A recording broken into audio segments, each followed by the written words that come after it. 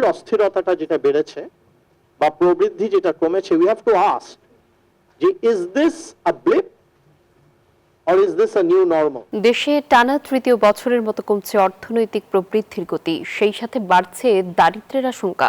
উচ্চ মূল্যস্ফীতি আর দুর্বল ব্যাংকিং খাত দেশের সামগ্রিক অর্থনীতির উপর বড় ধরনের চাপ তৈরি করছে জানিয়ে উদ্বেগ প্রকাশ করেছে বিশ্বব্যাংক। সংস্থাটি সতর্ক করেছে, বর্তমান পরিস্থিতি চলতে থাকলে চলতি অর্থ বছরে প্রবৃদ্ধি 3% নেমে আসতে পারে। তবে অর্থনৈতিক বিশ্লেষকরা বলছেন, বড় প্রাতিষ্ঠানিক সংস্কার ছাড়া এই সংকটের উত্তরণ সম্ভব নয়। দেশের অর্থনৈতিক প্রবৃদ্ধি বেশ কয়েকবার 7% উপরে থাকলেও তা নেমে এখন প্রায় অর্ধেকের কাছাকাছি। মূল্যস্ফীতি বাড়ায় সাধারণ মানুষের প্রকৃত আয় কমছে, বিপরীতে বাড়ছে জীবনযাত্রার ব্যয়।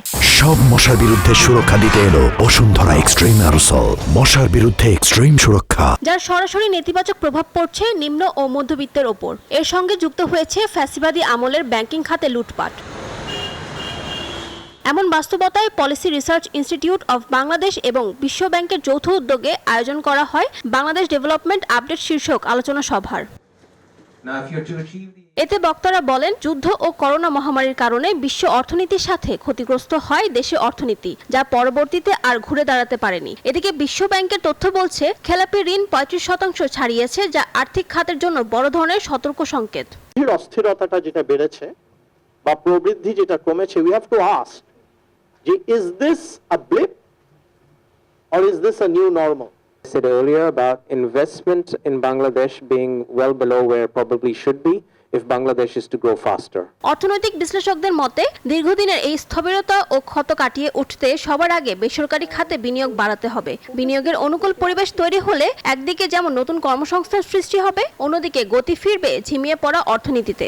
মূল বিষয় হচ্ছে রিফর্ম, সংস্কার, প্রাতিষ্ঠানিক সংস্কার, সুশাসনের সংস্কার, লেবার মার্কেটের সংস্কার, তো সমস্ত সংস্কারগুলির দিকে এবং মূল আরো ট্রেড পলিসির ক্ষেত্রে, ট্রেডের ক্ষেত্রে সংস্কার, সেটাও ভ্যাটে সবচেয়ে বেশি বেজ এক্সপ্যানশন করার স্কোপ আছে। So and that is correct, কারণ এবং ভ্যাটেই মানে রিফর্মটা আসতে বিশেষ। সামাজিক সুরক্ষা বৃদ্ধি এবং অর্থনৈতিক পুনরুদ্ধারের সক্ষমতা বাড়ানোর পাশাপাশি ব্যাংকিং ও রাজস্ব খাতে সংস্কারের উপর জোর দেন বিশেষজ্ঞরা। ফারজানা রিয়া, নিউজ 24, ঢাকা।